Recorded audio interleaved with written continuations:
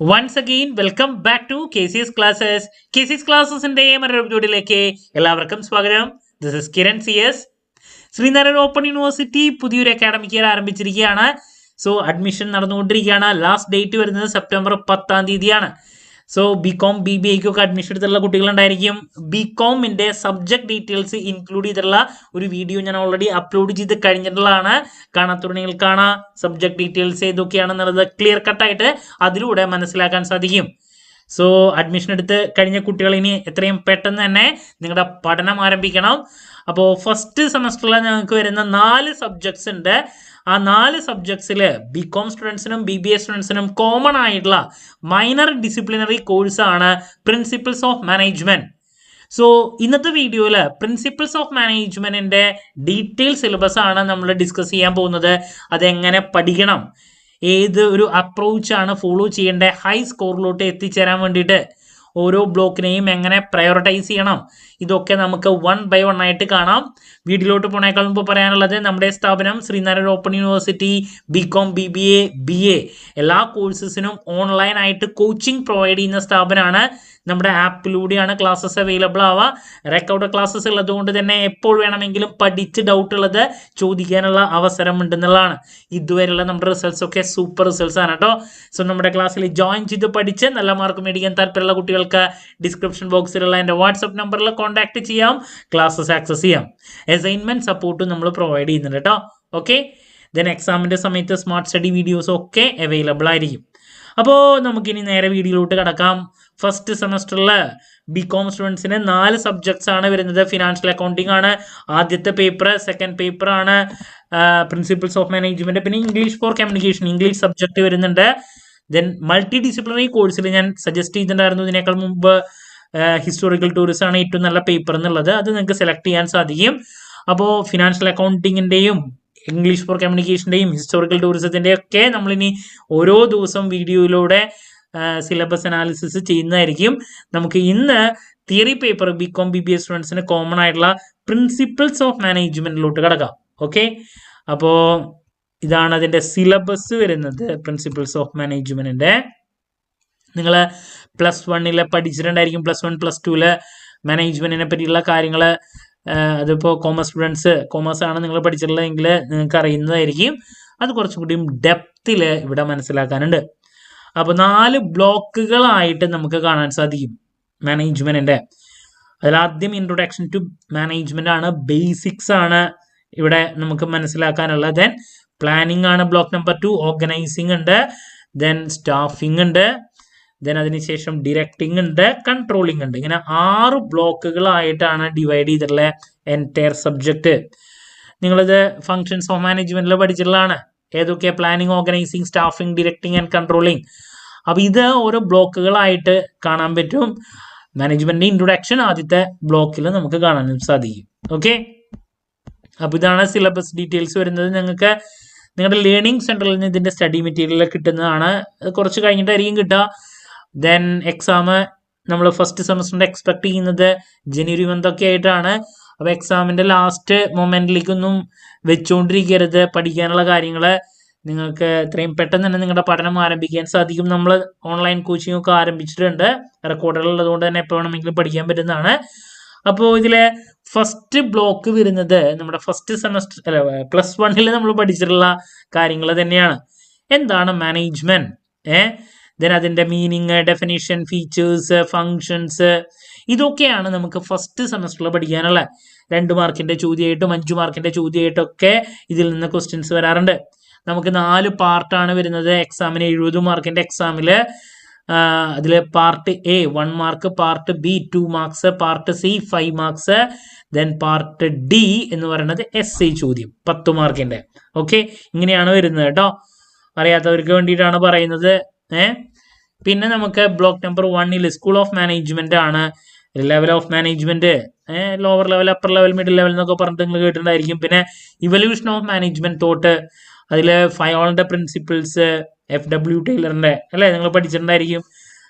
പിന്നെ ടൈലറിന്റെയും ഫയോളിന്റെയും ഒക്കെ principles, scientific management എന്താണ്, അങ്ങനെ ഡീറ്റെയിൽഡ് ആയിട്ട് സ്കൂൾ ഓഫ് മാനേജ്മെന്റ് തോട്ടാണ്. SCക്ക് വരാറുണ്ട് 5 മാർക്കിന്റെ ചോദ്യമായിട്ട്, 2 മാർക്കിന്റെ ചോദ്യത്തിലൊക്കെ വരുന്നതാണ് ഈ ഒരു മൊഡ്യൂള്. ദെൻ പ്ലാനിങ് ആണ് മറ്റൊരു മൊഡ്യൂൾ വരുന്നത്. പ്ലാനിങ് എന്താണ്, അതിൻ്റെ objectives, steps, different types of പ്ലാനുകളാണ് പിന്നെ വരുന്നത്. പിന്നെ ബ്ലോക്ക് നമ്പർ 3 ഓർഗനൈസിങ് ആണ്. എന്താണ് ഓർഗനൈസിങ്ങിൻ്റെ പ്രിൻസിപ്പിൾസ്, പ്രോസസ്സ്, ഓർഗനൈസേഷൻ സ്ട്രക്ചർ, ഇതൊക്കെയാണ് ബ്ലോക്ക് നമ്പർ 3. ദെൻ സ്റ്റാഫിംഗ് ആണ് പിന്നെ വരുന്നത്. സ്റ്റാഫിങ്ങിന് മീനിങ്, അതിൻ്റെ functions, then process, then man power planning എന്താണ്, റിക്രൂട്ട്മെന്റ്, സെലക്ഷൻ, അതൊക്കെ. പിന്നെ ഡിറക്റ്റിങ്ങിനെ പറ്റിയുള്ള കാര്യങ്ങൾ കാണാം. ദെൻ പിന്നെ മോട്ടിവേഷൻ, ലീഡർഷിപ്പ്, ഡിഫറെൻറ്റ് മോട്ടിവേഷനെ പറ്റിയുള്ള തിയറീസ് നമുക്ക് പഠിക്കാനുണ്ട്. ലീഡർഷിപ്പിൽ ക്വാളിറ്റീസ്, ഇമ്പോർട്ടൻസ്, അതിൻ്റെ തിയറീസ് ഉണ്ട്. ദെൻ സൂപ്പർവിഷൻ ആൻഡ് കൺട്രോൾ ആണ്. പിന്നെ സൂപ്പർവിഷൻ ആൻഡ് കമ്മ്യൂണിക്കേഷൻ ആണ്. പിന്നെ കമ്മ്യൂണിക്കേഷൻ ബാരിയേഴ്സ്. പിന്നെ ലാസ്റ്റ് ബ്ലോക്ക് വരുന്നത് കൺട്രോളിംഗ് ആണ്. കൺട്രോളിംഗ് എന്താണ്, അതിൻ്റെ നീഡ്, സ്റ്റെപ്സ്, ടെക്നിക്സ്. ഇങ്ങനെ 6 ബ്ലോക്കുകളായിട്ട് കാണാൻ സാധിക്കും. അപ്പോൾ എക്സാമിനേഷൻ പോയിന്റ് ഓഫ് വ്യൂല് സ്മാർട്ട് അപ്രോച്ച് നിങ്ങൾ ഫോളോ ചെയ്യുകയാണെങ്കിൽ പഠിക്കേണ്ട ഒരു ഓർഡർ ഞാൻ ആദ്യം പറയാം. അപ്പോൾ നിങ്ങൾ എക്സാമിന് നല്ല മാർക്ക് കിട്ടണം, അല്ലെങ്കിൽ ലാസ്റ്റ് മൊമെന്റിൽ പഠിക്കുന്ന കുട്ടികൾ, അവർക്കൊക്കെ വേണ്ടിയുള്ളൊരു സജഷനാണ്. അപ്പോൾ ഫസ്റ്റ് ചാപ്റ്ററിൽ മാനേജ്മെന്റിനെ പറ്റിയുള്ള ബേസിക് കാര്യങ്ങൾ നിങ്ങൾക്ക് ആദ്യം നോക്കാം, നോ പ്രോബ്ലം. അതിനുശേഷം നിങ്ങൾ സ്കൂൾ ഓഫ് മാനേജ്മെന്റിലോട്ട് പോകുമ്പോൾ ഒരുപാട് ആൾക്കാരുടെ കോൺട്രിബ്യൂഷൻസ് കാണാം. ബട്ട് ഇതിലെ ടൈലറിൻ്റെ, FW ടൈലറിൻ്റെയും ഫയോളിൻ്റെയും കോൺട്രിബ്യൂഷൻ ആണ് മെയിൻ ആയിട്ടുള്ളത്. അപ്പോൾ അതിലോട്ട് നിങ്ങൾ ഫോക്കസ് ചെയ്ത് പോവുക, ബാക്കിയുള്ളത് അവിടെ വെച്ചോളൂ. ബാക്കിയുള്ള പല കാര്യങ്ങളും നമുക്ക് വരും ചാപ്റ്ററുകളിൽ പഠിക്കാനുണ്ട്. അപ്പോൾ സ്കൂൾ ഓഫ് മാനേജ്മെന്റിൽ ടൈലറും അതുപോലെ തന്നെ ഫയോളും ഇതിന് ഇമ്പോർട്ടൻസ് കൊടുത്ത് പഠിക്കുക. ബാക്കിയുള്ളത് നമുക്ക് മറ്റ് ചാപ്റ്ററുകളിൽ കാണാൻ സാധിക്കുന്നതാണ്. അധികം വരാറില്ല, വെറുതെ സമയം കളയരുത്. ഓക്കെ, അപ്പോൾ ഇത് ആദ്യം പഠിച്ചു വയ്ക്കുക. പിന്നെ പ്ലാനിങ്ങിലോട്ട് പോകുമ്പോൾ കൂടുതൽ കണ്ടുവരാറ് പ്ലാനിങ്ങിൻ്റെ ബേസിക്സ് ആണ്. ഒബ്ജക്റ്റീവ്സ്, സ്റ്റെപ്സ്, ഇതൊക്കെ നോക്കാം. ഈ ടൈപ്സ് ഓഫ് പ്ലാൻസ് നമുക്ക് അവസാനം നോക്കിയാലും മതി, അതിൽ ഒരുപാട് കാര്യങ്ങളുണ്ട്. ഓക്കെ, ഞാൻ ഇമ്പോർട്ടൻറ്റ് ക്വസ്റ്റ്യൻസിൻ്റെ വീഡിയോ ചെയ്യും. അപ്പോൾ പ്ലാനിങ് കഴിഞ്ഞാൽ ഞാൻ സജസ്റ്റ് ചെയ്യുക കുട്ടികൾക്ക് നേരെ നിങ്ങൾ ഫോക്കസ് ചെയ്യേണ്ടത് 3 ഇമ്പോർട്ടൻറ്റ് ടോപ്പിക്സിലോട്ടാണ്. Motivation, leadership, communication. essay 2 marks 5 marks എല്ലാത്തിലും ഏറ്റവും കൂടുതൽ ചോദ്യങ്ങൾ വരുന്ന ഒരു ഏരിയ എന്ന് പറയുന്നത് ഈ 3 ഏരിയാസ് ആണ്. മോട്ടിവേഷൻ എന്താണ്, അതിൻ്റെ തിയറീസ് essayക്ക് വരും.